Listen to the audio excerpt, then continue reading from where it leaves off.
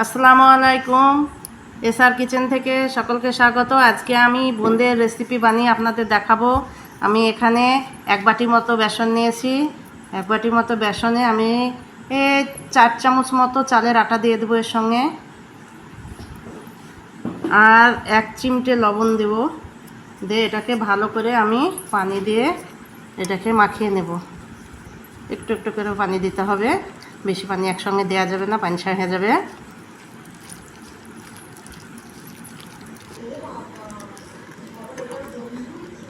ব্যাটারটাকে দেখেন এইভাবে আমি ফাটিয়ে নিয়েছি। এইভাবে একে অনেকক্ষণ ধরে ফাটাতে হবে, ফাটালে বেশি ভালো, বোঁদেটা সফট হবে, নাহলে ভিতরে ভালো রস টানবে না। এটাকে যত ভালো ফাটাবো তত ভালো বোঁদেটা ফুলবে ভালো। এটাকে এবার আমার ফাটানো হয়ে গেছে, এই দেখেন এইভাবে হবে। এটা আমার হয়ে গেছে, এটা একটু রেস্টে থাকুক। আমি এবার সেরাটা করে নেব। এটাকে আমি এবার গ্যাসে কড়াই চাপিয়ে দিয়েছি। আমি এবার সেরাটা করে নেব। আমি এখানে 1 গ্লাস পানি দেব, আর আমি 1 কাপ মতো চিনি দেবো। আমরা সেরাটা একটু পাতলা করব, আমাদের মিষ্টি খুব ঘন হলে খেতে ভালোবাসে না, ওই জন্য আমি একটু পাতলা সেরা করব। এর মধ্যে আমি একটা তেজপাত দিয়ে দেব, আর 2টো এলাচ ফাটিয়ে দিয়ে দেব। দিয়ে সেরাটা আমি করব। সেরাটা একটু চিনিটা ফুটে উঠবে, একটু চটচটে ভাব হলে সেরাটা আমি নামিয়ে নেব। নিয়ে তেলটা আমার গরম হয়ে গেছে, এবার আমি বোঁদেগুলা ভেজে নেব। দেখুন এইভাবে।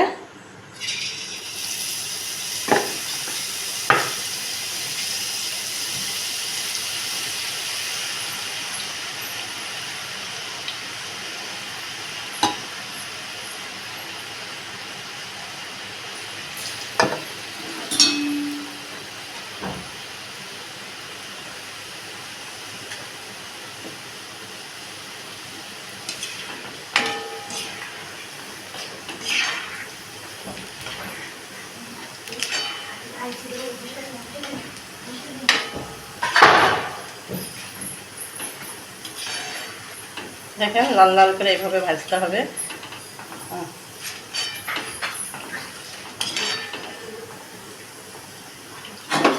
দেখেন আমি এখানে সেরা করে নিয়েছি, এইভাবে ছেঁকে এবার এই সেরাই ভেজে দেবো।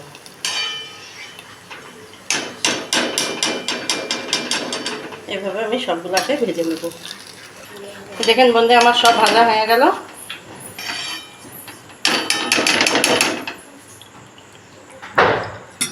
এই দেখেন আমার বোঁদের রেসিপিটা বানানো হয়ে গেছে, খুব সুন্দর হয়েছে। দেখেন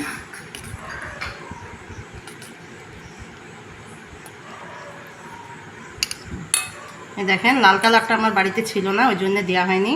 এটা আমি ওই হলুদ কালারটা দিয়েছি, ওই জন্যে কালারটা একটু এরকম হয়েছে। লালটা হলে আরও সুন্দর লাগতো। এমনি খুব সুন্দর হয়েছে। আজকের এই রেসিপিটা আপনাদের ভালো লাগলে আমার চ্যানেলটাকে লাইক সাবস্ক্রাইব করে দিন। খুদা হাফেজ।